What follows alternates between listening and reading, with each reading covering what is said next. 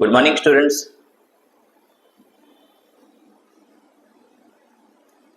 Gujarat career એકેડેમીના STI mains માટેના ત્રીજા લેક્ચરમાં આપ સર્વેનું સ્વાગત છે.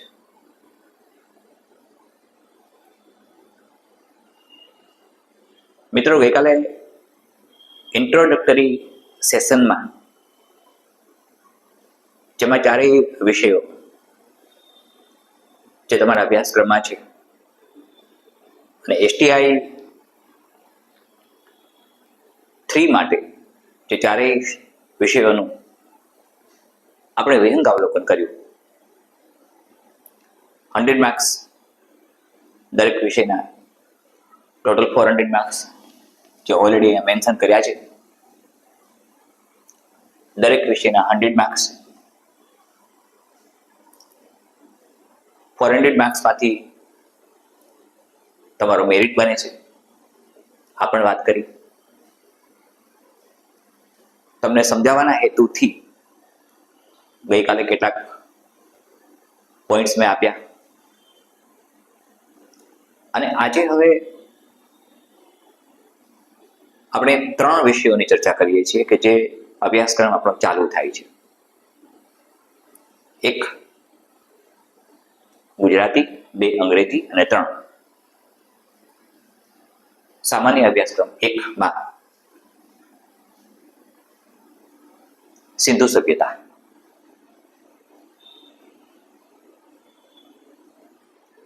મિત્રો, શરૂઆત આપણે સિંધુ સભ્યતાથી કરીએ.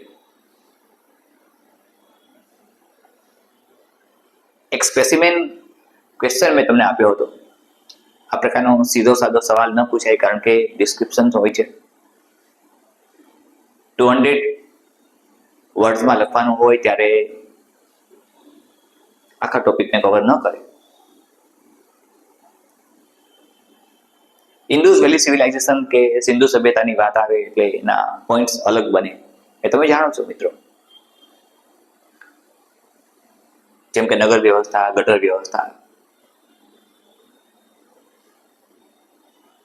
આ બધું જ અલગ અલગ પ્રકારે પૂછાય. મિત્રો, નગર વ્યવસ્થા, ગટર વ્યવસ્થા સાથે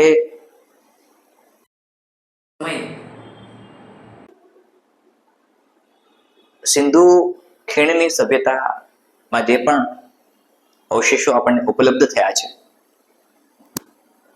આર્કિયોલોજીકલ સર્વે ઓફ ઇન્ડિયાની મદદથી આપેલા ત્યારે એમની મદદથી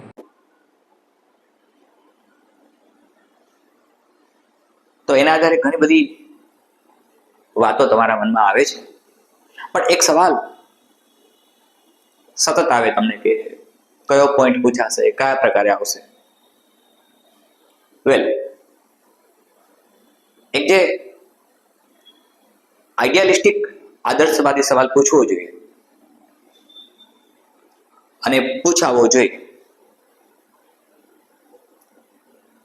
તો એ સિંધુ સભ્યતા અને આધુનિક સભ્યતા વચ્ચેનો સંબંધ અને સંબંધાત્મક ભૂમિકા.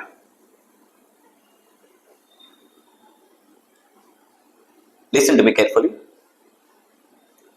તમને એવો સવાલ પૂછાય છે, જસ્ટ લુક ઇટ હિયર.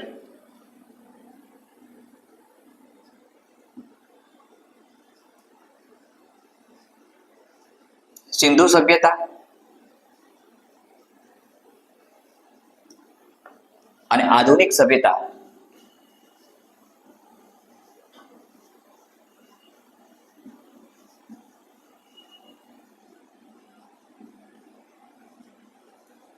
વચ્ચેની સંબંધાત્મક ભૂમિકા ચર્ચો.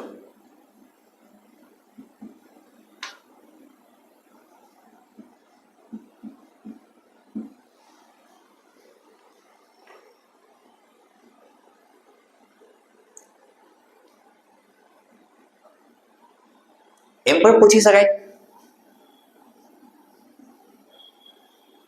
સિંધુ સભ્યતા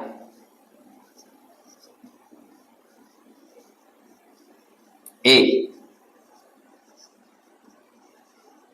આધુનિક સભ્યતાની જનની છે.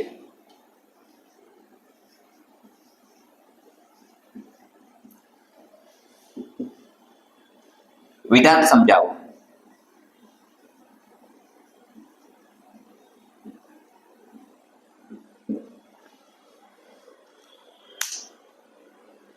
મિત્રો,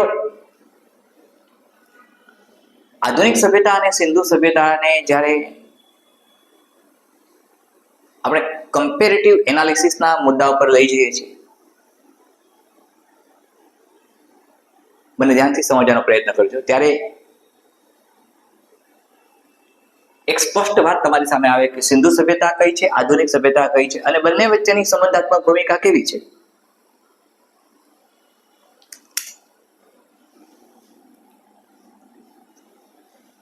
એક તમને એક્ઝામ્પલ આપું છું, ઉદાહરણ આપું છું, અને ઉદાહરણ આપીને સમજાવવાનો પ્રયત્ન કરું છું. નગર રચના.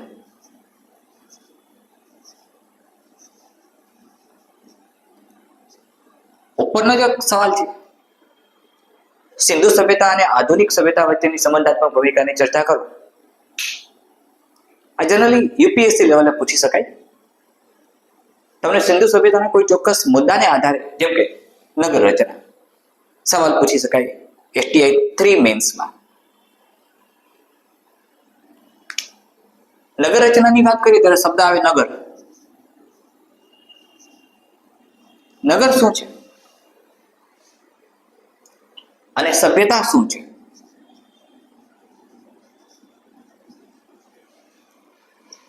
નગર શબ્દનો અર્થ થાય નૈગઃ રક્ષતિ ઇતિ નગર. ત્યારથી સમજો, નૈગઃ રક્ષતિ ઇતિ નગર. સંસ્કૃતમાં નૈગહનો અર્થ થાય પર્વતો, માઉન્ટેન્સ.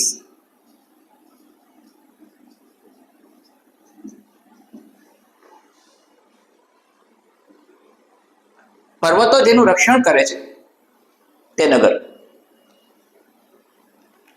નગરપતિ શબ્દ આવ્યો નાગરિક, નાગરિકત્વ,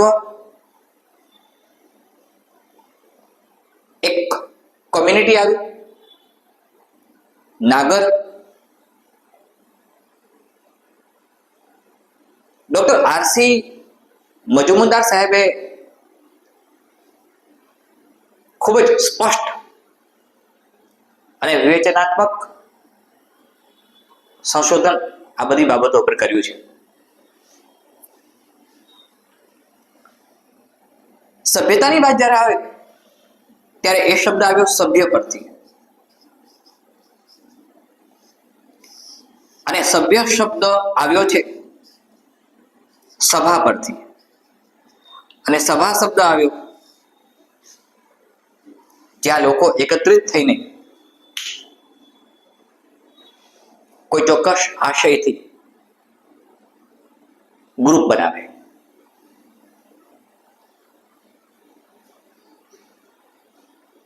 ધ્યાનથી મારી વાત સમજો. આપણે તમે ઘણું બધું ભણી ગયા છો એટલે મારે ઘણી વાતો સ્કીપ કરવાની આવશે, ઘણી વાતો એડ કરવાની આવશે. તમે આ પ્રકારની રચના ભણી ગયા છો. સિંધુ સભ્યતામાં ઇન્ડસ વેલી સિવિલાઇઝેશન,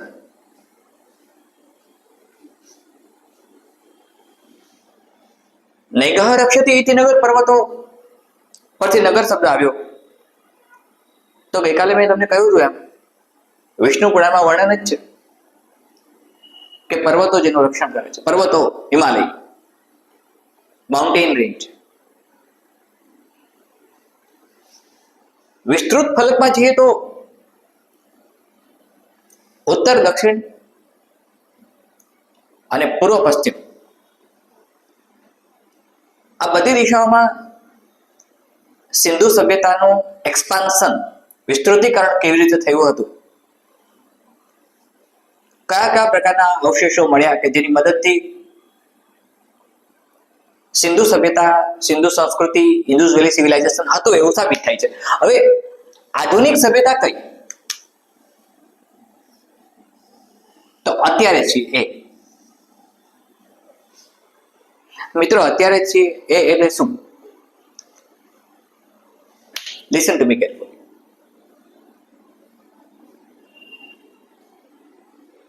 તમે જ્યારે નગર રચના ભણો છો, ચાહે મોહેંજો-દડોની હોય,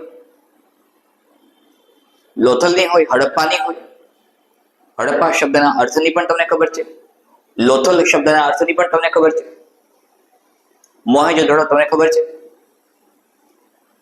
હિપોપ ડેટ્સ,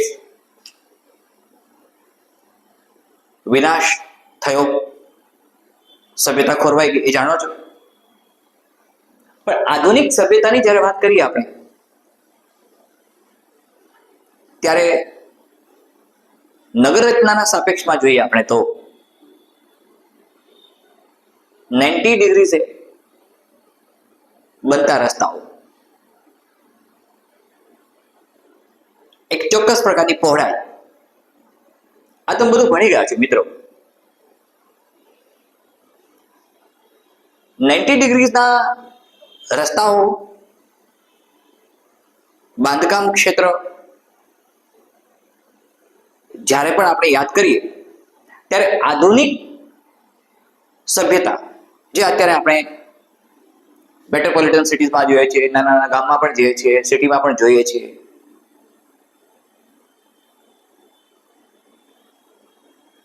રજવાડાઓ સમયે ગુજરાતમાં એક અદ્ભુત રજવાડું હતું,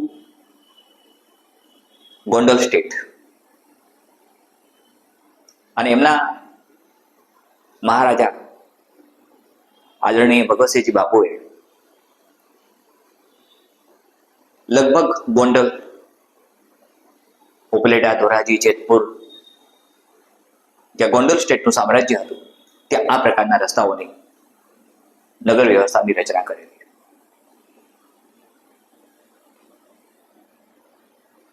આ જ પ્રકારના રસ્તાઓ ભગવતસિંહજી બાપુ, ગોંડલ સ્ટેટ, ભાવનગર સ્ટેટ પણ આપણે ભૂલી ન શકીએ. ક્યારેય આપણી સ્મૃતિમાંથી જતું નથી. ભાવનગર સ્ટેટ પહેલું બન્યું કે જે વિલીનીકરણ માટે તૈયાર થયું.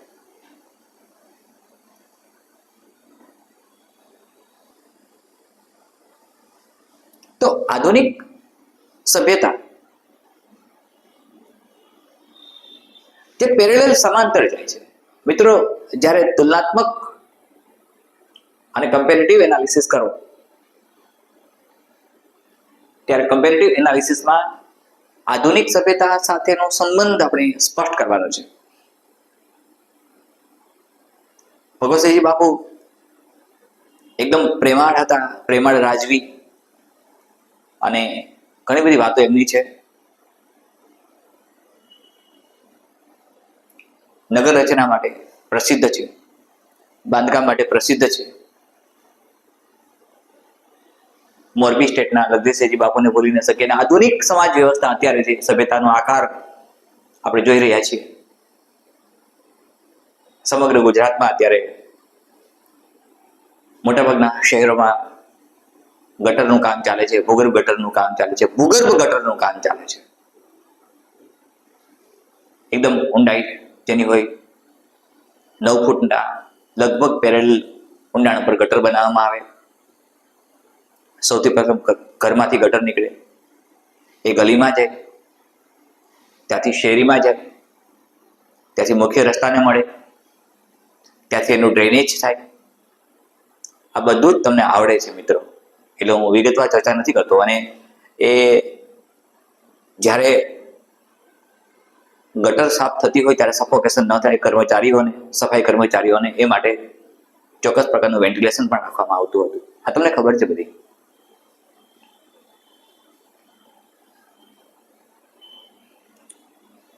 તમે આ બધું ભણી રહ્યા છો. એટલે મારે તમને સમજાવવાનું એ છે કે સિંધુ સભ્યતા આધુનિક સભ્યતાની જનની છે. Listen to me carefully. એની માતા છે.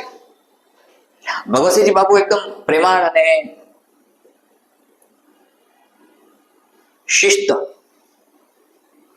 તેમને ગમે એવા રાજા હતા. ખૂબ જ આદર અને માન સન્માનથી એમનું નામ આપણે લઈ શકીએ. એક નાનો એવો પ્રસંગ એમનો હું તમને યાદ કરાવું. એક ગોંડલમાં એક હાઈસ્કૂલનું ખૂબ મોટું પ્લેગ્રાઉન્ડ છે. ત્યાં એક મેચ ચાલતી હતી, ક્રિકેટ મેચ, ટુર્નામેન્ટ.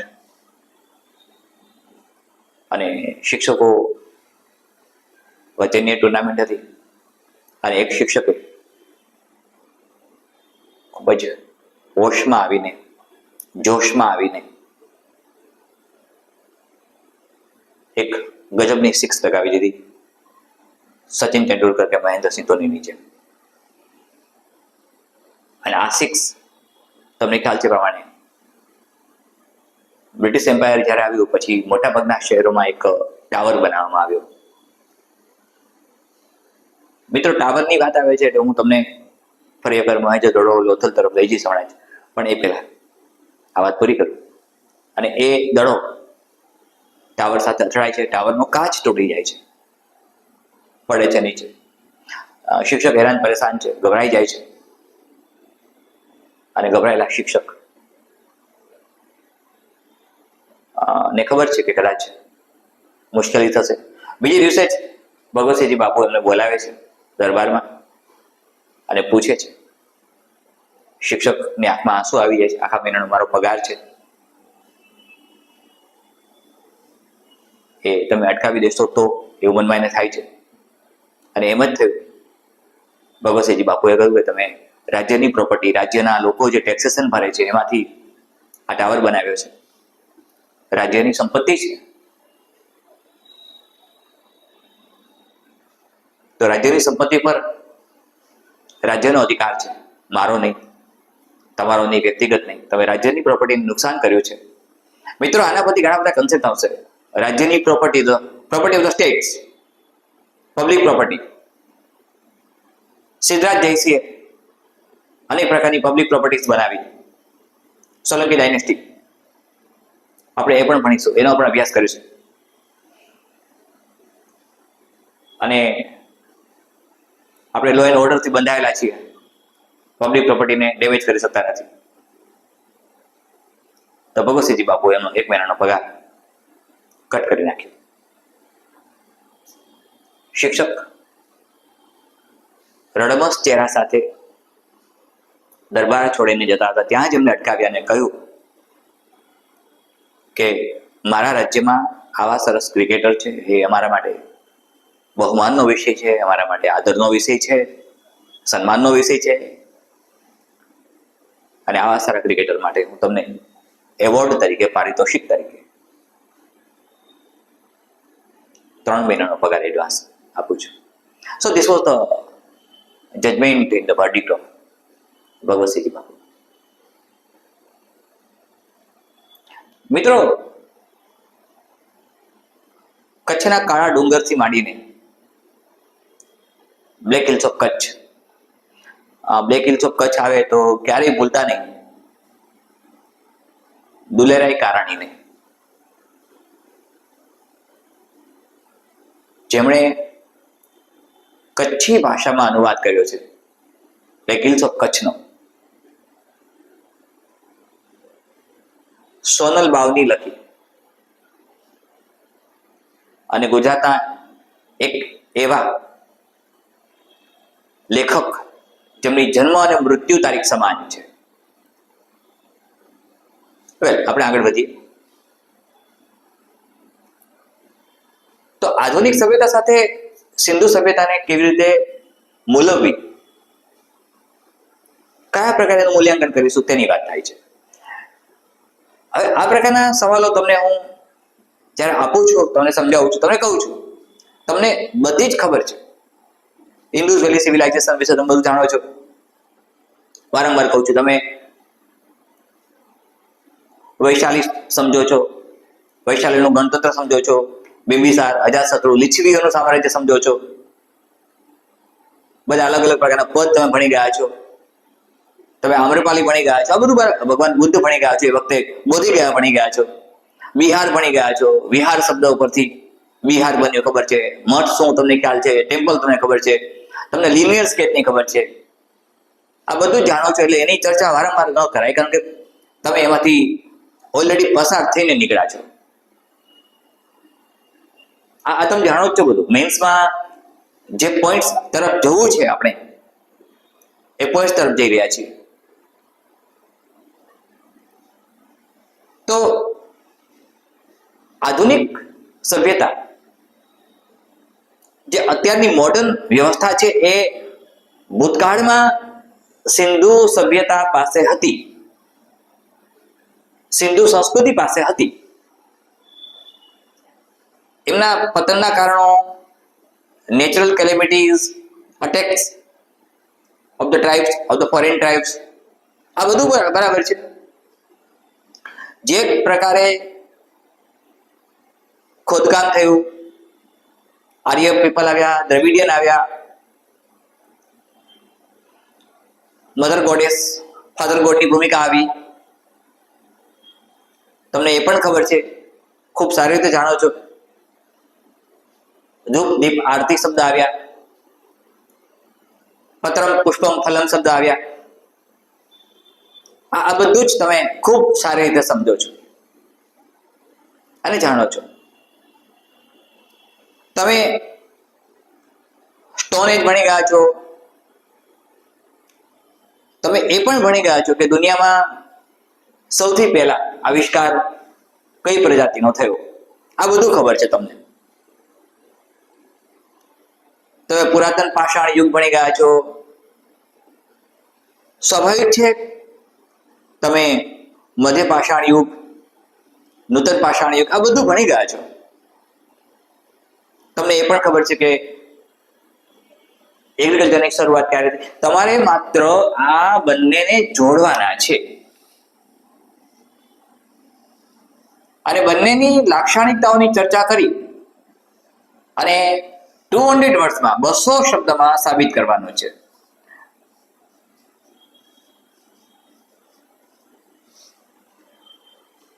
મિત્રો, ગઈકાલે જ મેં તમને લિમિટ ઓફ વર્ડ્સ અને લિમિટ ઓફ ટાઈમ સમજાવ્યું છે. આ લિમિટ ઓફ વર્ડ્સ અને લિમિટ ઓફ ટાઈમ્સને બરાબર સમજજો અને એ પ્રમાણે ચાલજો.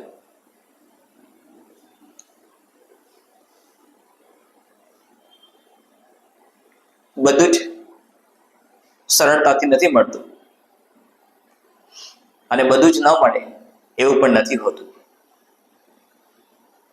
આપણી ઈચ્છાઓ એન્ડલેસ હોય છે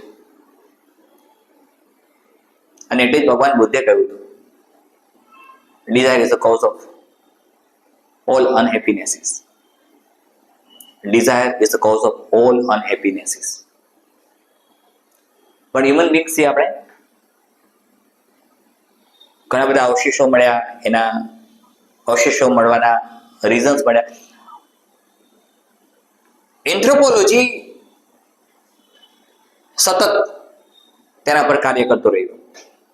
આપણે આ બંનેને સ્પેસિફિકેશન જ્યારે હું મૂકું છું, તમને સમજાવું છું, ત્યારે એને જોડવાના છે કે કઈ રીતે, કયા પ્રકારથી, કઈ રીતે, કયા લેવલથી આ આધુનિક સભ્યતા અને સિંધુ સભ્યતા એકબીજા સાથે જોડાઈ જાય છે.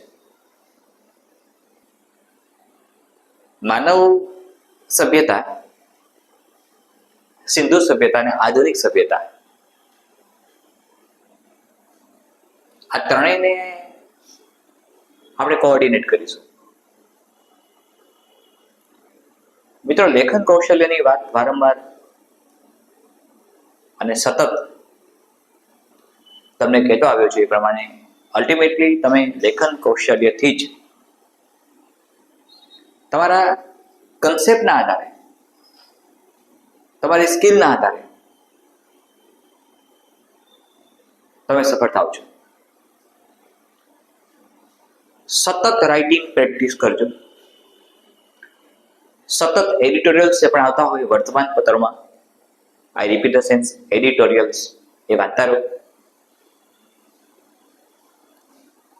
સિવિલ સર્વિસીસની મારી તૈયારીઓ દરમિયાન, યુપીએસસીની મારી તૈયારીઓ જ્યારે મેન્સ માટે ચાલતી હતી ત્યારે લગભગ બધા જ ન્યૂઝપેપર્સના એડિટોરિયલ્સ વાંચતો રહેતો. સાથે અમારા સમયમાં બીબીસી ચેનલ જે રેડિયો પર આવતી એ પણ હું સાંભળતો રહેતો કરંટ અફેર્સ માટે. અને અત્યારે તો ખૂબ જ આધુનિક સંસાધનો આપણી પાસે છે, બધા પાસે. એટલે સવાલો જ્યારે નગર રચના માટે પૂછાય ત્યારે તમે પશુપાલન લખી શકો છો, ટેકનોલોજી લખી શકો છો, રસ્તાઓ લખી શકો છો. તમને જે પૂછ્યું છે તમે એને વિગતવાર આયોજન કરો છો, વિગતવાર લખો છો. લખતા પહેલા તમે એક મેપ બનાવો અને એ મેપને વળગી લો. કોઈ પણ આન્સરની શરૂઆત એકદમ અવ્યવસ્થિત રીતે ઝડપથી ન કરો. એના ઉપર એક મેપ બનાવો. તમારી પાસે 180 મિનિટ છે અને મેં તમને સમજાવ્યું છે ગઈકાલે કે તમે 200 વર્ડ્સ માટે કેટલી મિનિટ ફાળવી શકશો. હું તમને અહીંથી ઘણું બધું વર્ક આપવાનું છું, પ્રોજેક્ટ વર્ક, મેં ગઈકાલે વાત કરી હતી, સ્લાઇડ વર્ક, ઘણું બધું.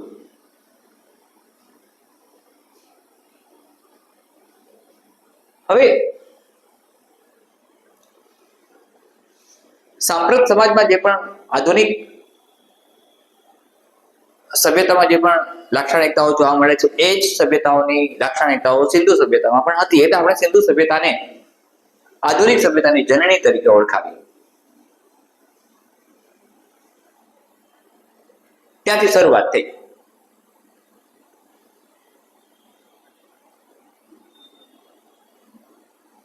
બીજી સંસ્કૃતિઓ સાથે વાણિજ્ય, વ્યાપાર, આ બધું જ, ટ્રેડિંગ, આ બધું જ બરાબર છે, એની પણ આપણે ચર્ચા કરીશું. પણ જે એસટીઆઈ મેન્સ માટે મારા મનમાં ચાલે છે એ પ્રમાણે જે મેં તૈયારીઓ કરેલી એ તમે સમજી શકો છો આજથી 30-31 યર્સ એગોની હતી. ત્યાં સુધીમાં તો ઘણું બધું બદલાઈ ગયું છે. પણ જ્યારે હું તમારા મેન્ટરની ભૂમિકામાં આવું છું ત્યારે મને એવું લાગે છે કે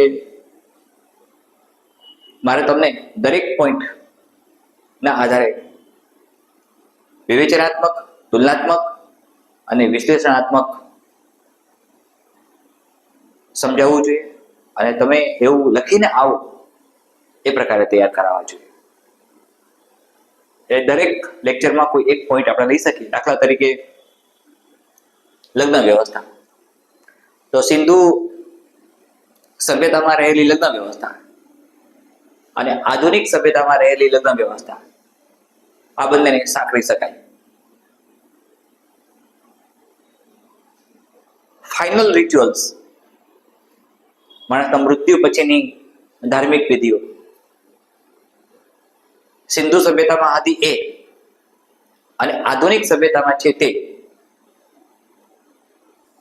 એ બંને વચ્ચેનો સંબંધાત્મક ભૂમિકા,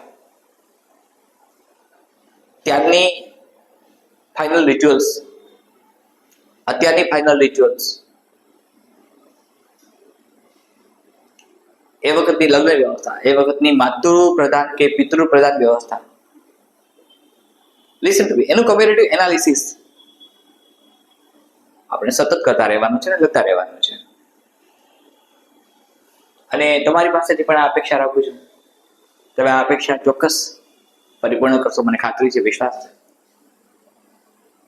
એટલે એક પોઈન્ટ, કોઈ પણ એક ટોપિક આપણે લઈએ.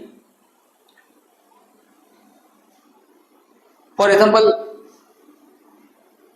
યુપીએસસી કક્ષાએ તમે લેવલ 3 માં ભણો છો, ગુજરાત કેરિયર એકેડેમીમાં લેવલ 1 નો જ્યારે હું અભ્યાસ કરાવવા જઈ રહ્યો છું મેન્સ માટે, ત્યારે લેવલ 1 માં તો ટફ, હાર્ડ અને ક્રિટિસિઝમ થાય એવા વિવેચનાત્મક એસેસ પૂછાય. For example, mathematics works like a music. Mathematics works like a music. Mathematics works like a music. સમજો ધ્યાનથી. મેથેમેટિક્સ પ્લુરલ ફોર્મ આવે છે, પણ વર્બ ફોર્મ સિંગ્યુલર આવે. જે સ્પર્ધાત્મક પરીક્ષાર્થીઓ ગુજરાતી માધ્યમમાંથી આવે છે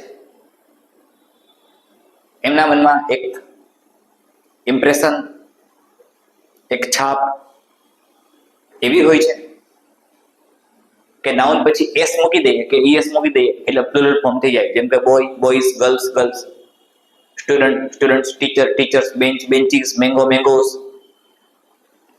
પણ કેટલાક વર્ડ્સ એવા છે અંગ્રેજીમાં કે જેમાં નાઉન પછી એસ આવતું હોય તો પણ એ સિંગ્યુલર ફોર્મમાં મુકાય. જેમ કે ઇકોનોમિક્સ, સ્ટેટિસ્ટિક્સ, પોલિટિક્સ, આ બધા શબ્દોમાં સિંગ્યુલર વર્બ ફોર્મ આવે. હવે થોડુંક આપણે વિષયાંતર કરીશું. તમને હું લઈ જાઉં છું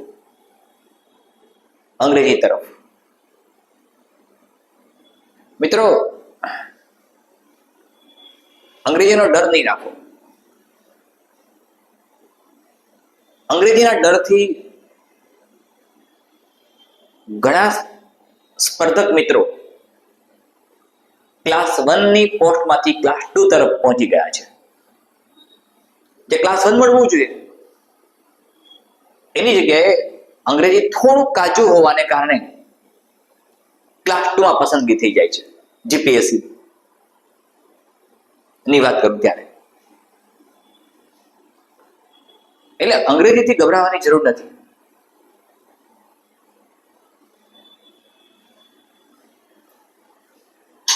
પણ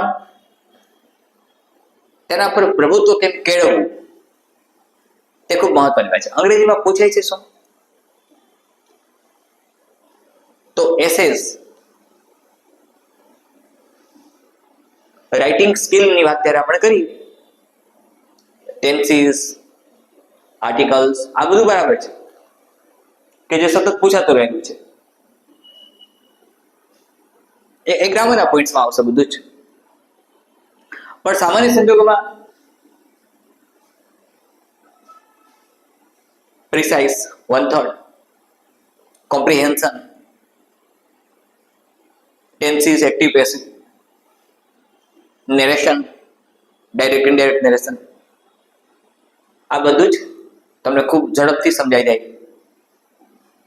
અને ખૂબ સરસ પરફોર્મ કરીને આવો તેવું થઈ જશે. સાથે ગુજરાતી પણ થશે. મેં ગઈકાલે તમને સમજાવ્યું હતું, આઈ થિંક સો, કે 50% તમારા એસટીઆઈના લેંગ્વેજ નક્કી કરે છે. કિંગ મેકરની ભૂમિકામાં આવે છે. આજે પાછું ફરીથી કહું છું તમને. હું ચોક્કસ સામાન્ય અભ્યાસક્રમ 1 અને સામાન્ય અભ્યાસક્રમ 2 માં કયા પ્રકારે લખવું, આદર્શ આઈડિયલ કેમ લખાય, મારી ખુદની બનાવેલી નોટ્સ તમને હું આપીશ કે જેમાં કયા પ્રકારના ક્વેશ્ચન્સનો આન્સર લખવાથી તમને 10 માંથી 10 માંથી આઉટ ઓફ 10 મહત્તમ માર્ક્સ મળે.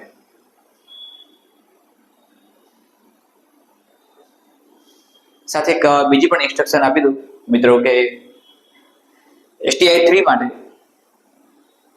ઓલમોસ્ટ આપણે એડમિશન નથી આપતા અત્યારે, કારણ કે બેચ ફૂલ થઈ ગઈ છે. જીપીએસસી 1-2 મેન્સ માટે 8 નંબર 240 જે કમ્પ્લીટ થઈ છે પ્રિલિમિનરી, એના માટે રજીસ્ટ્રેશન ઓલરેડી મેં શરૂ કરી દીધું છે. અને આ સાથે જ તલાટી મંત્રી, રેવન્યુ તલાટી મંત્રી વગેરે જે ક્લાસ 3 નું હોય છે એનું પણ રજીસ્ટ્રેશન ચાલુ છે.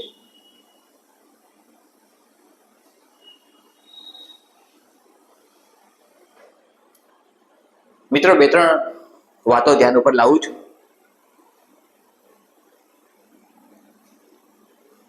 નંબર 1,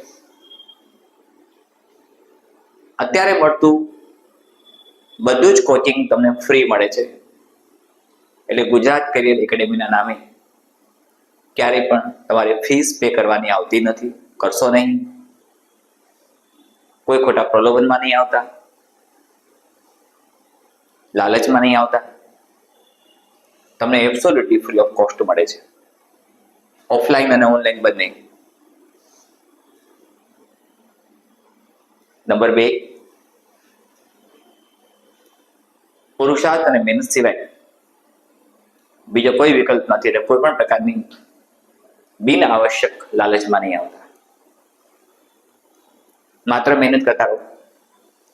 રેફરન્સીસ કયા કયા વાંચવાના છે પણ હું તમને ઇન્સ્ટ્રક્શન આપતો રહીશ. તમે નિશ્ચિત રહો. હવે એક ગ્રામરનો પોઈન્ટ, અંગ્રેજી ગ્રામરનો એક પોઈન્ટ આપણે લઈએ અત્યારે, તો એ છે tenses.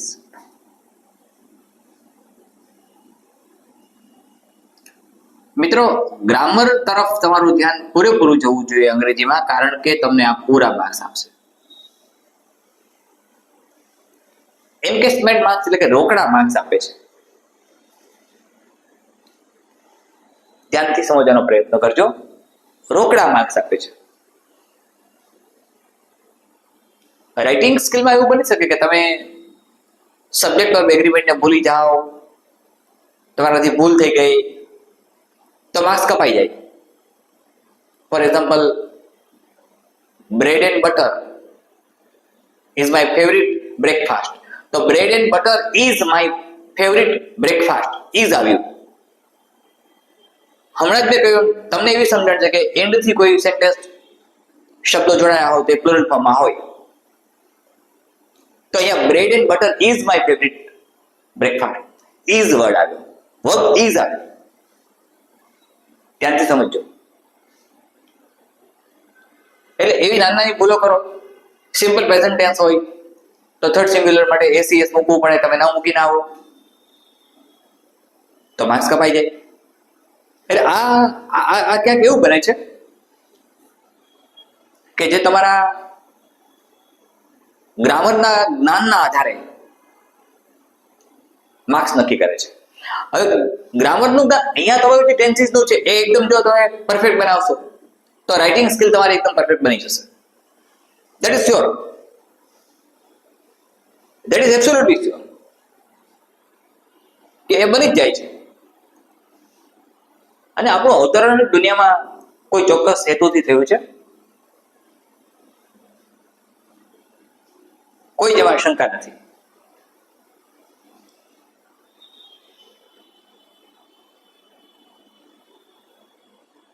Every child born in this world gives a message to the world that the God has still faith in the human beings. ઈશ્વરે શ્રદ્ધા છે આપણા ઉપર. તમે મને પૂછશો કે સર અમારે ગ્રામર કેમ તૈયાર કરવું, ઇંગ્લિશ માટે કયા પ્રકારના રેફરન્સીસ જોવા, તમારે કોઈ ચિંતા કરવાની જરૂર નથી. બધું મળી રહેશે. Trust me, believe me. Tenses નું ગુજરાતી તમે સમજો છો કાર્ડ થાય.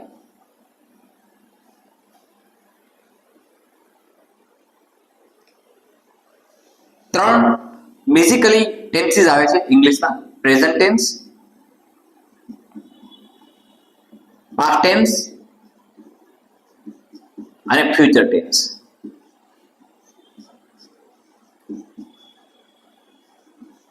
ધ્યાનથી સમજો. અને આ ત્રણ ટેન્સ સબડિવાઇડેડ છે.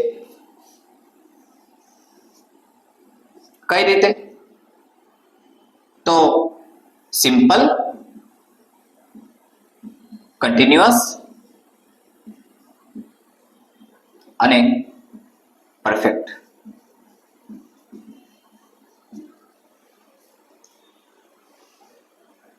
So you can say like that: simple present tense, continuous present tense, perfect present tense. You can say like that: simple past tense, continuous past tense, perfect past tense. You can say like that: simple future tense, continuous future tense, perfect future tense. So in short, આપણી પાસે 9 tenses બને છે.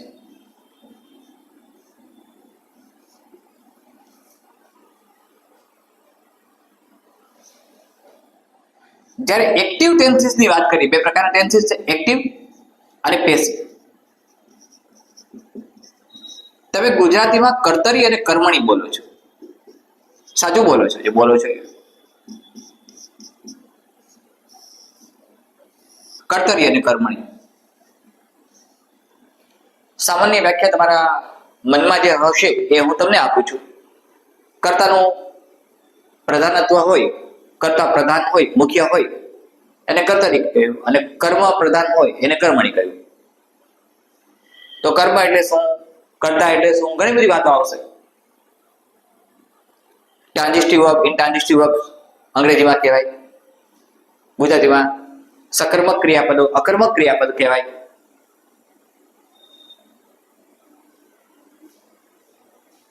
કર્મને define કરવું પડે, object શું છે. સાથે મને એ પણ યાદ આવે છે એક theory, the law of nature, જે સિંધુ સભ્યતાની પણ લાક્ષણિકતા હતી. The law of karma, the law of nature. ક્યારેક આપણે ડિસ્કશન એની કરતા રહીશું. તો કર્તરી વાક્ય રચનામાં જ્યારે કર્તા મુખ્ય છે, સબ્જેક્ટ, અને કર્મણી વાક્ય રચનામાં જ્યારે ઓબ્જેક્ટ મુખ્ય છે. લિસન ટુ મી. અહીંયા સબ્જેક્ટ આવે છે, અહીંયા ઓબ્જેક્ટ આવે છે. હવે દરેક ટેન્સ એના ફોર્મેશન મુજબ ચાલે છે.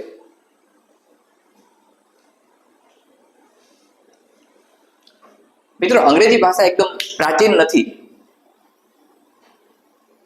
આપણે એની વિગતવાર ચર્ચા કરી શકીએ એવું નથી, અને એવો સમય પણ નથી, કરવું પણ નથી. કારણ કે તમારે અંગ્રેજીમાં પીએચડી થવું નથી. મારે તમને STI 3 અંગ્રેજીમાં જબરદસ્ત માર્ક્સ લેવડાવવાના છે. મારે તમને પીએચડી કરીને મોકલવા નથી. મારે તમને ગુજરાતીમાં પીએચડી કરીને મોકલવા નથી. મારે તમને સિંધુ સભ્યતા જ્યારે હું શીખવાડું છું, અથવા તો તમને એના વિશે કઈ પોઈન્ટ્સ આપું છું, અથવા એના વિશે કોઈ હાઇલાઇટ કરું છું, ત્યારે મારે તમને સિંધુ સભ્યતા, સિંધુ સંસ્કૃતિના એક્સપર્ટ કરવા નથી, પણ તમારી પાસે એનું સામાન્ય જ્ઞાન છે. આ મેન્સમાં બધું એટલા માટે પૂછાતું હોય છે કે ભૂતકાળ, વર્તમાનકાળ અને ભવિષ્યકાળ, આ ત્રણેયને સાંકળીને બનતી સાંપ્રત બાબતો પ્રત્યે તમે કેટલા સજાગ છો, તમને એનું કેટલું જ્ઞાન છે, પૂર્વજ્ઞાન કેટલું છે. એક વખત મેં તમને કહ્યું હશે ગઈકાલે કદાચ, કે તમે જેમ જેમ ટ્રાયલ કરો છો એમ તમારી એરર્સ ઓછી થાય છે. Maximum trials, minimum error. આપણે એક્ઝામની વાત નથી કરતા, વારંવાર એક્ઝામ આપતા રહીએ. ઘણા મિત્રોના મને સંદેશાઓ મળે છે, મેસેજીસ મળે છે, સર 5 વખત ફેલ થયા, 6 વખત ફેલ થયા, આ જગ્યાએ પહોંચ્યા, આમ થયું, તેમ થયું, હજુ સિલેક્શન નથી થતું. આ બધાનું વ્યક્તિગત સોલ્યુશન આપણે લાવશું. કેમ થતું નથી? મેં કહ્યું ને, માઇક્રો એરર રેક્ટિફિકેશન થવું જોઈએ. માઇક્રો એરર રેક્ટિફિકેશનના ઘણા અર્થઘટન થાય છે. ગાંધીયન ફિલોસોફીનો હું આગ્રહી છું. ગાંધી અમારા હીરો રહ્યા છે, મહાત્મા ગાંધી. એ ગાંધીયન ફિલોસોફીનો એક કન્સેપ્ટ એરરલેસ સોસાયટી હતો. એરરલેસ and totally based on social welfare. Ram રાજ્ય શબ્દ જ્યારે ગાંધીજી આપ્યો ત્યારે એના માટે જ આપ્યો હતો. આમ તો ગાંધીજીએ સરસ સેન્ટેન્સ આ તમે બધા યુવા મિત્રો માટે આપ્યો છે. To cultivate the first class brain in the third class body is a crime and wastage of national health and energy. મિત્રો, યુપીએસસી મેન્સ નો આ વખતનો આ સવાલ મને લાગે છે. મિત્રો, યુપીએસસી મેન્સ નો આ વર્ષનો મને આ સવાલ લાગે છે. To cultivate the first class brain in the third class body is a wastage of national health and energy.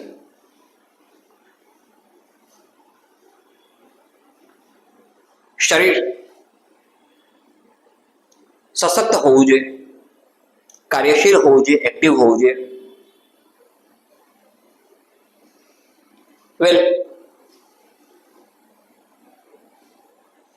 Object અને સબ્જેક્ટ વચ્ચેના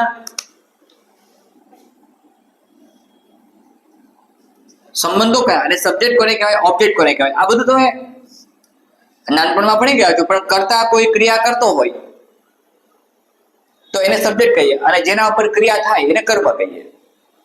જેના ઉપર ક્રિયા થાય એને કર્મ કહીએ,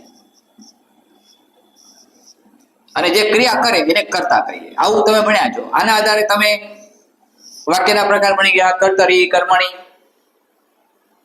ભાવે વાક્ય રચના, પ્રેરક વાક્ય રચના, પુનઃ પ્રેરક વાક્ય રચના, બધું ભણી ગયા છો.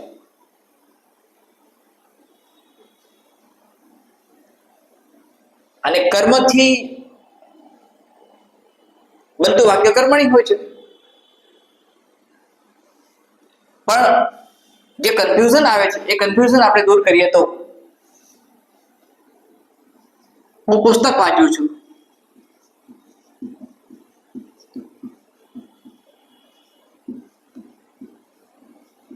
આ કર્તરી વાક્ય છે મિત્રો. તમને ખબર છે, મને ખબર છે કે આ કર્તરી વાક્ય છે. હું પુસ્તક વાંચું છું. તમે જયારે આનું કર્મણી બનાવો છો ત્યારે મારાથી પુસ્તક વંચાય છે, મારાથી પુસ્તક વંચાય છે, આ કર્મણી બન્યું. વેલ, આ કર્મણી બને છે કે મારાથી પુસ્તક વંચાય છે. હવે આ જ વાક્ય હું ફેરવું છું, તમે બરાબર સમજવાનો પ્રયત્ન કરજો. ફરીથી કહું છું, તમને માઇક્રો એરર રેક્ટિફિકેશન ઉપર લઈ જવા છે. એક ઇલ્યુઝન ઊભું થાય, ભ્રમણા ઊભી થાય, એક માયાજાળ ઊભી થાય, એવું એક સેન્ટેન્સ આપું. હું વાંચું છું,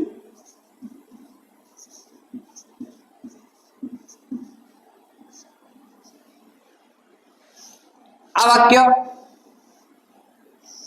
આ જ પ્રમાણે જયારે બનાવું છું, મારાથી વંચાય છે.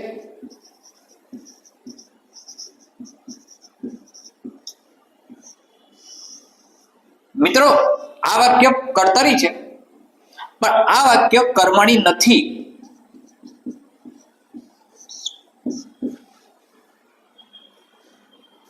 આ વાક્ય કર્મણી નથી.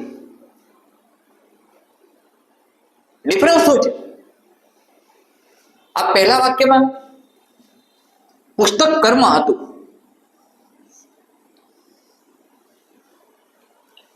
અહીં કર્મ નથી.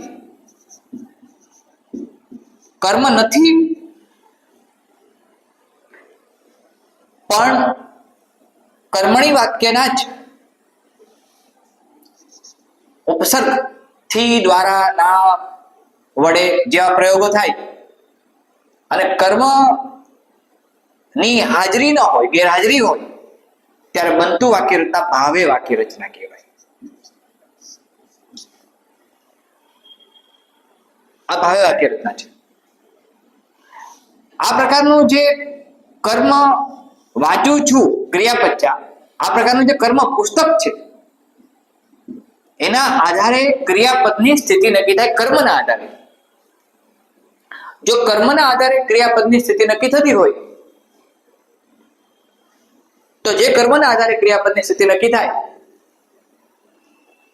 લિસન ટુ મી, તો એવા ક્રિયાપદને આપણે સકર્મક કે અકર્મક ક્રિયાપદ કહ્યું. દાખલા તરીકે વાંચવું એ સકર્મક ક્રિયાપદ છે, પણ હસવું, રડવું એ અકર્મક ક્રિયાપદ છે. અને અકર્મક ક્રિયાપદ જ્યારે હોય ત્યારે એનું કર્મણી બનતું નથી. ગુજરાતી ભાષાની વાત પણ સાથે લઈ લઈએ છીએ આપણે. થોડું વિચારવાનો પ્રયત્ન કરો. કોહલર નામના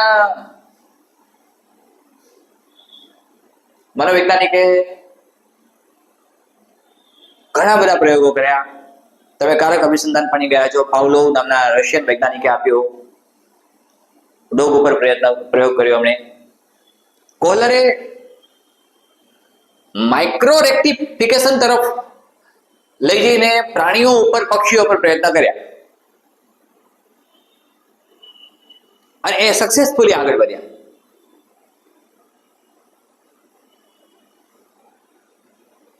એક ચિમ્પાન્ઝીને એક મોટા પાંજરામાં બંધ કરી દેવામાં આવે, ભૂખ્યો હોય અને ઉપર પાંજરાની હાઈટ ખૂબ ઊંચી હોય. ચિમ્પાન્ઝીની હાઈટ તો ઊંચી હોય પણ એના કરતા પાંજરાની હાઈટ ઘણી બધી ઊંચી હોય અને 4-5 સ્ટીક રાખી હોય વચ્ચે પિંજરામાં. અને પિંજરામાં જે 4-5 સ્ટીક છે, ચિમ્પાન્ઝી ભૂખ્યો છે, ખાવું છે, ઉપર કેળાની લૂમ લટકે છે, કેળા સુધી પહોંચવું છે, પહોંચી શકતો નથી, અલગ અલગ પ્રયત્નો કરે છે અને અલ્ટિમેટલી લાકડીઓને ભેગી કરીને એ કેળાની લૂમ પછાડે છે, ખાઈ જાય છે.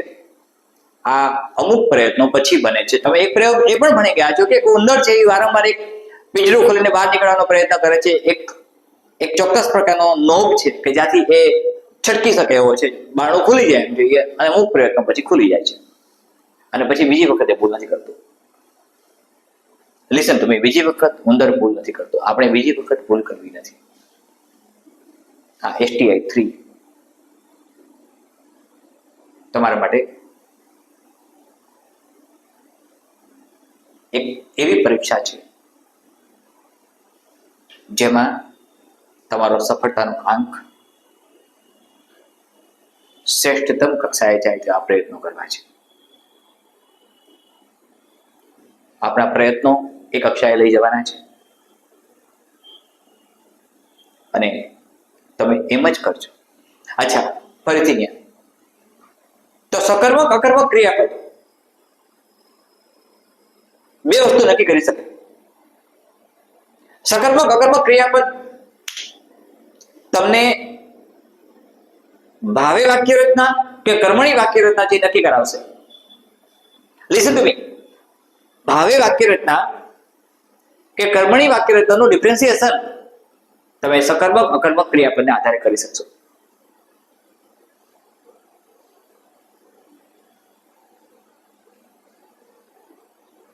તો આ એક ગુજરાતી વ્યાકરણની પણ સાથે વાત થઈ. હવે તો સકર્મક અને અકર્મક ક્રિયાપદ વાક્યની સ્થિતિ બતાવે છે. મિત્રો, સતત એક વાત તમને કરું છું, હતાશ અને નિરાશ થયા વગર સતત આગળ વધતા રહો.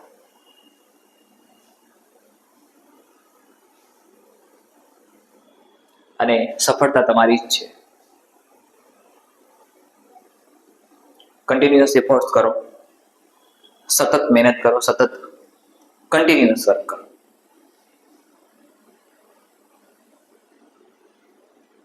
હા,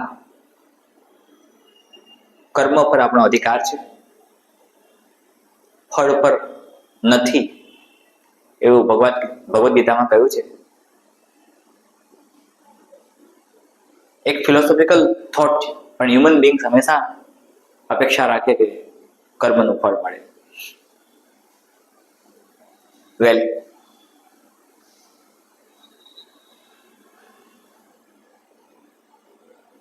મિત્રો, કર્મનું ફળ મળ્યા પછી એને સાચવી રાખજો, પ્રિઝર્વ કરજો. આ બધું પ્રિઝર્વ કરેલું છે ત્યારે આપણને સિંધુ સભ્યતાના અવશેષો મળ્યા ત્યારે આપણને ખ્યાલ આવે છે એનું પ્રિઝર્વેશન થાય છે. એને પ્રિઝર્વ કરજો, નહીતર એવું બનશે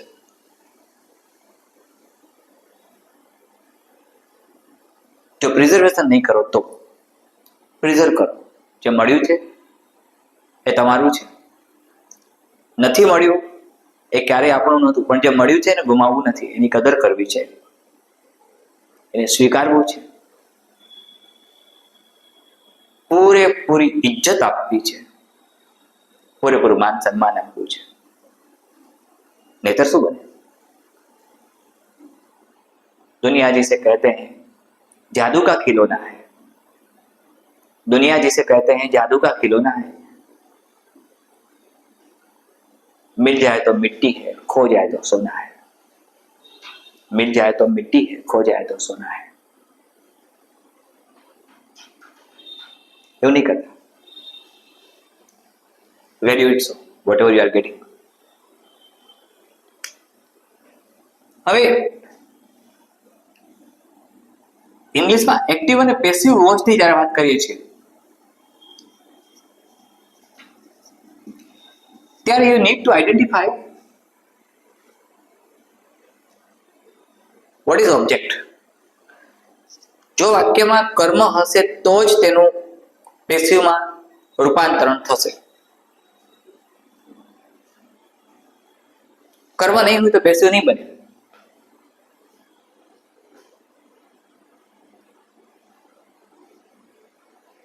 જે સેન્ટેન્સ એક્ટિવ તમને આપવામાં આવશે એમાં કર્મ હશે તો જ તેનું પેસિવ બનતું હશે અને તો જ તમને આપશે.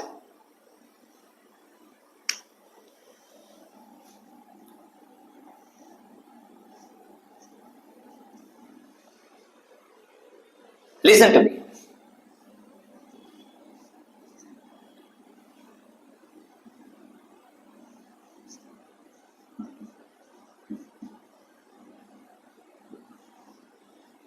Suppose મેં એક વાક્ય લખ્યું છે, ગાયત્રી હેલ્પ્સ મી.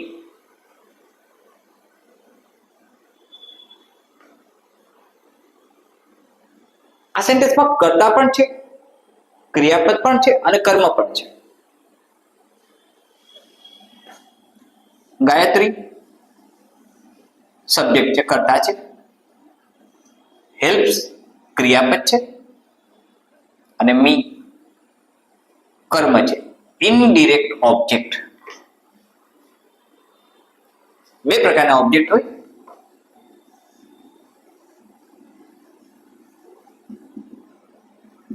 એક ડિરેક્ટ અને એક ઇનડિરેક્ટ.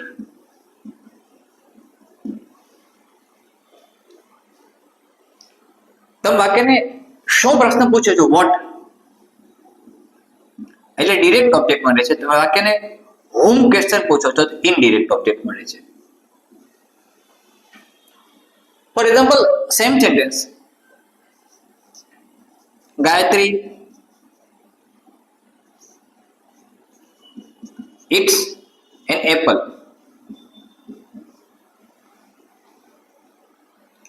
અહીંયા એન એપલ છે એ ઇનડિરેક્ટ ઓબ્જેક્ટ નથી પણ ડિરેક્ટ ઓબ્જેક્ટ છે, અને મી છે એ ઇનડિરેક્ટ ઓબ્જેક્ટ છે. What does Gayatri eat? What does Gayatri eat? Gayatri eats an apple. So an apple becomes direct object. If you are asking what question and if you are asking whom question, you are getting indirect object. બંનેમાંથી કોઈ એક કર્મ આપ્યું હોય તો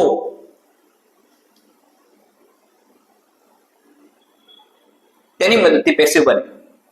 ગુજરાતી અને અંગ્રેજી વાક્યરચનામાં તફાવત કેવો છે મિત્રો? ધ્યાનથી બરાબર સમજો.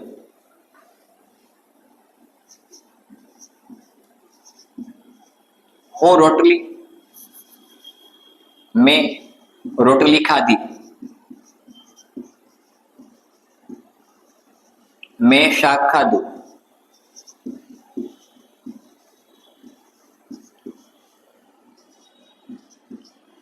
મેં રોટલો ખાધો.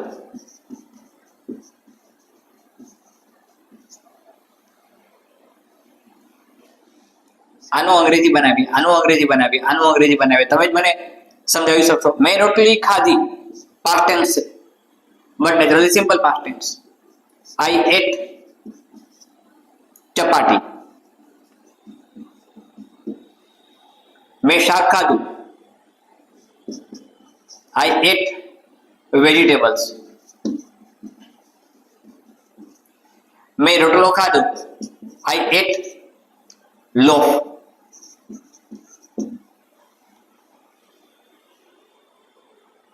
તમને કે ડિફરન્સ સમજાય છે? આ સેન્ટેન્સ અને આ સેન્ટેન્સ, આ સેન્ટેન્સ, આ સેન્ટેન્સ તપાસો, આ સેન્ટેન્સ તપાસો, આ સેન્ટેન્સ તપાસો. લિસન ટુ મી. અહીંયા ક્રિયાપદ ઈટ નું એટ બન્યું, અહીંયા પણ એટ જ રહ્યું, અહીંયા પણ એટ જ રહ્યું. ઓન ધ કોન્ટ્રારી અહીંયા જુઓ, ગુજરાતીમાં ખાધી, ખાધું અને ખાધો બન્યું. કોના આધારે? તો કર્મના આધારે. એટલે કે ગુજરાતી ભાષામાં ક્રિયાપદની સ્થિતિ નક્કી કરનાર પરિબળ કર્મ છે. ગુજરાતીમાં ક્રિયાપદની સ્થિતિ નક્કી કરનાર પરિબળ કર્મ છે. કર્મની જાતિ, વચન, લિંગ પ્રમાણે ક્રિયાપદની સ્થિતિ બદલે. અંગ્રેજીમાં એવું ન બન્યું. ચપાટી માટે પણ એક, લિસન ટુ મી, વેજીટેબલ્સ માટે પણ એક અને લોક માટે પણ એક. જ્યારે રોટલો, શાક, રોટલી ક્રિયાપદ બદલાય છે. આને કહેવાય છે સબ્જેક્ટ વર્બ એગ્રીમેન્ટ. એ ચર્ચા પછી કરીએ, પહેલા આપણે આગળ અહીંયા જઈએ. તો ગાયત્રી હેલ્પ્સ મી, આનું મારે જ્યારે પેસિવ બનાવવું હોય, કર્મણી કરવું છે, પેસિવ કરવું છે, તો first I need to understand object. Object કયું છે? મી. અહીંયા કયું છે? An apple.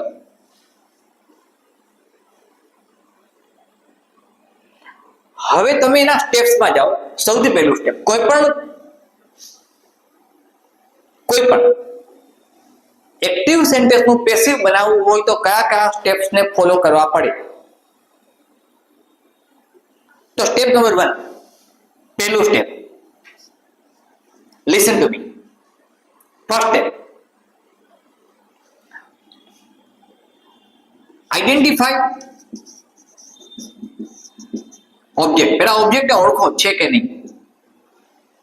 આપશે જ, કર્મણી કરવું છે તો કર્તરીમાં કર્મ હોય જ. તો ફર્સ્ટ સ્ટેપ તમારે ઓબ્જેક્ટને ઓળખવાનું છે. બે ઓબ્જેક્ટ આપ્યા હોય, બંને આપ્યા હોય તો you can choose any one of them. You can choose any one of them.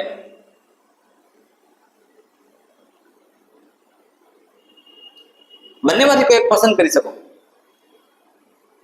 બંને આપ્યા હોય તો. એક જ આપ્યું હોય તો કોઈ ઓપ્શન જ નથી. Well, so number 1, identify object. Number 2, identify tense. કયા ટેન્સમાં સેન્ટેન્સ છે? Identify tense. Number 3, identify type of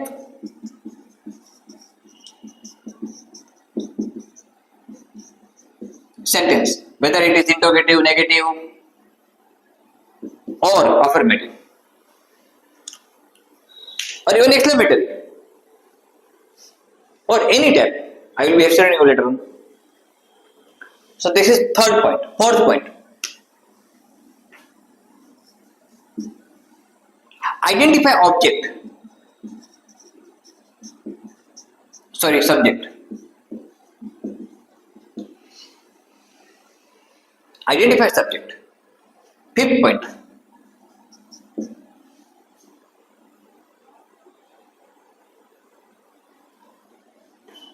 listen to me. Interchange the place of subject object.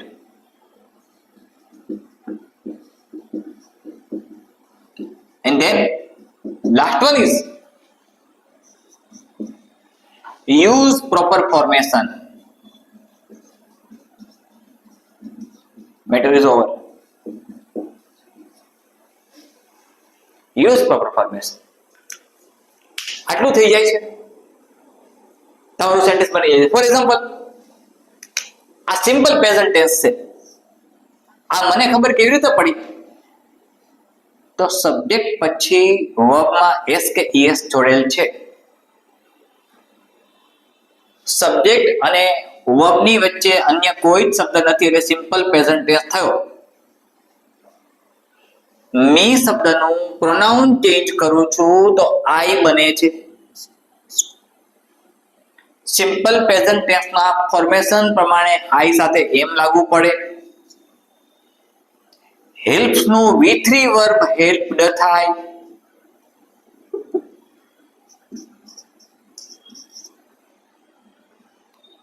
I am helped by subject મૂકી દો છેલ્લે. As I told you, identify subject. I am helped by Gayatri. It becomes very clear. Listen to me. The same is applicable here. Gayatri eats an apple. So an apple is eaten by Gayatri. Is eaten by Gayatri.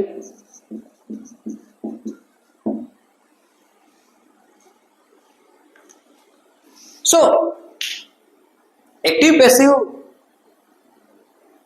કર્તરી કર્મણી કે ગુજરાતીમાં કોઈ પણ વાક્ય રચના આપણને પૂછે છે તો આવડે છે. સૌથી મોટી ભૂલ કઈ થાય છે? ઇંગ્લિશ રાઇટિંગ ટાસ્કમાં, ઇંગ્લિશમાં જ્યારે વીક માર્ક્સ આવે, ઓછા માર્ક્સ આવે, નબળા માર્ક્સ આવે,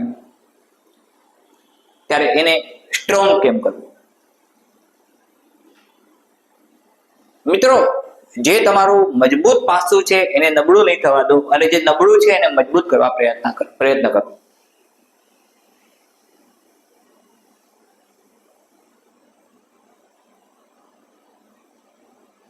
હું નથી માનતો કે તમને અંગ્રેજીમાં સારા માર્ક્સ નહીં આવે.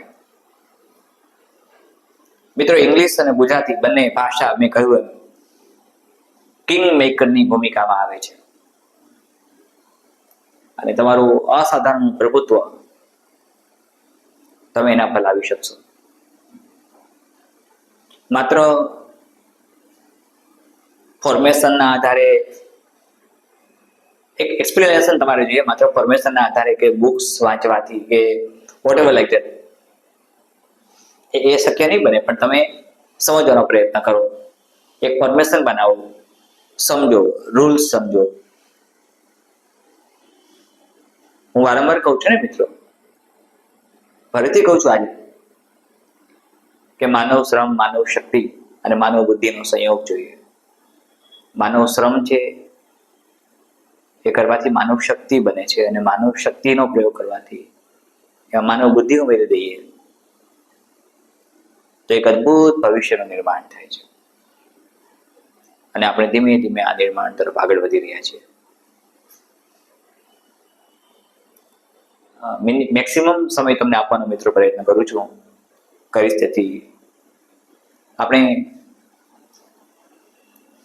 ગુજરાત કરિયર એકેડેમી અલગ અલગ 3 લેવલ ઉપર આવતા વીકથી કામ કરવાનું શરૂ કરે છે. આ 3 લેવલમાં લેવલ 1 યુપીએસસી 2025 મેન્સ માટે હશે. I repeat my sentence again. It will be only for UPSC 2025 mains. So it is level 1. Level 2, જેમ મેં કહ્યું એમ, GPSC 1-2,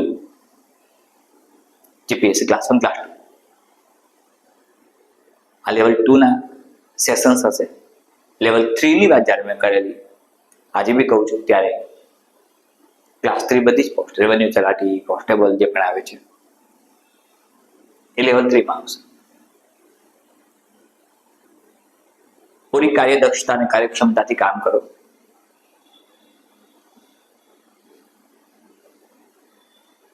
જે વિદ્યાર્થીઓને એડમિશન કાર્ડ STI 3 માટે નથી મળ્યા, કેટલીક ટેકનિકલ એરર્સ આવે છે, એ લગભગ સોલ્વ થઈ ગઈ છે. ઝડપથી બધાને એડમિશન કાર્ડ મળી જશે. જે લોકોના એડમિશન લેટર તેમને કન્ફર્મેશન મળ્યું છે, અને STI 3 માટે અનેક મિત્રોના મેસેજીસ મને મળે છે કે સર અમારે એડમિશન લેવું છે. આ બધા વિશે હું ગંભીરતાથી વિચારું છું, કેમ થઈ શકે એના વિશે વિચારું છું. મે બી ઝૂમ એપ્લિકેશન પણ આવી જાય છે, સાથે આપણે ઓફલાઈન એ બધું ચલાવીએ છીએ. મિત્રો, મેન્સમાં તમારો ઉત્તમ દેખાવ અને શ્રેષ્ઠતમ દેખાવ મારે જોઈએ છે. જે વિદ્યાર્થીઓને ઓલરેડી એડમિશન લેટર્સ મળી ગયા છે અને એડમિશન કાર્ડ બાકી છે, એડમિશન લેટર્સ મળી ગયા છે STI 3 માટે, એ ગુજરાત કેરિયર એકેડેમીના પરિવારના એક સભ્ય છે. આ પરિવારના સભ્ય બની ગયા છે. એમના સુખ દુઃખ સાથે હું જોડાયેલો છું. એમના ક્વેશ્ચન્સ, એમના ડાઉટ્સ, એમની ક્વેરીઝ સાથે હું કનેક્ટેડ છું. એટલે ગમે ત્યારે હેલ્પલાઇન નંબરનો ઉપયોગ કરી શકો છો. સતત તમારી સાથે છું. બસ તમારી મહેનત કરવાની છે. જે પણ તમને અહીંથી ફાઇલ્સ મળશે, PDF મળશે, સ્લાઇડ્સ મળશે, પ્રોજેક્ટ વર્ક મળશે, એના પર કામ કરવાનું ચાલુ કરજો. ગઈકાલે મેં કહ્યું હતું કે મારે 30 ક્વેશ્ચન્સનું રાઇટિંગ ટાસ્ક જોઈએ. ઘણા મિત્રોએ મને પૂછપરછ કરી છે કે સર 30 મિનિટ્સમાં અમે એક ક્વેશ્ચન લખીએ તો 20 મિનિટ્સ અમને થાય, તો 20 મિનિટ થાય તો 20 × 30 600 મિનિટ થાય મારી. 600 મિનિટ, લિસન ટુ મી. તો 10 કલાક જતી રહે. 60 × 10 તો 10 અવર્સનું રાઇટિંગ જોઈએ. મિત્રો 10 અવર્સનું રાઇટિંગ બરાબર છે. જો તમારે STI 3 મેન્સ ક્લિયર કરવી છે તો ઊંઘવાનું ભૂલી જાઓ. જો તમારે STI 3 ક્લિયર કરવી છે તો મેન્સ ઊંઘવાનું ભૂલી જાઓ. આ 10 અવર્સ બરાબર છે મિત્રો. આ 10 અવર્સ એ ઓછી પડે. જ્યારે મેન્સ UPSC મેન્સ માટે મેં તૈયારી કરેલી ત્યારે કન્ટિન્યુઅસલી મારું વર્ક 14 to 15 અવર્સ તો માત્ર રાઇટિંગ ટાસ્ક નું હતું. અને ત્યારે એક્ઝેક્ટલી મેન્સમાં હું ઓલ ઇન્ડિયા લેવલે ટોપ 50 માં હતો. Writing task top 50. I repeat myself again. જ્યાં લેખન સ્પર્ધાઓ થતી ત્યાં મારો હંમેશા નંબર ફર્સ્ટ આવતો. રાઇટિંગ ટાસ્કને સતત ઇમ્પ્રૂવ કરો. હું તમારી સાથે છું. તમને મળતું પ્રોજેક્ટ, તમને મળતા પોઈન્ટ, તમને મળતા PDF, તમને મળતા રેકોર્ડ શીટ્સ, તમને મળતી સ્લાઇડ્સ, આના પરનું કામ ચાલુ કરો. તમારે ક્યાંથી લેવું તમને વિચાર આવશે કે સર અમે ક્યાંથી બધું આ શોધીએ, કેમ લખવું, કેમ કરવું. થોડો સમય જશે, 2-5 દિવસ ભલે જાય એને સેટ કરવામાં. હું તમારી સાથે છું. You can get my guidance by calling me on helpline number.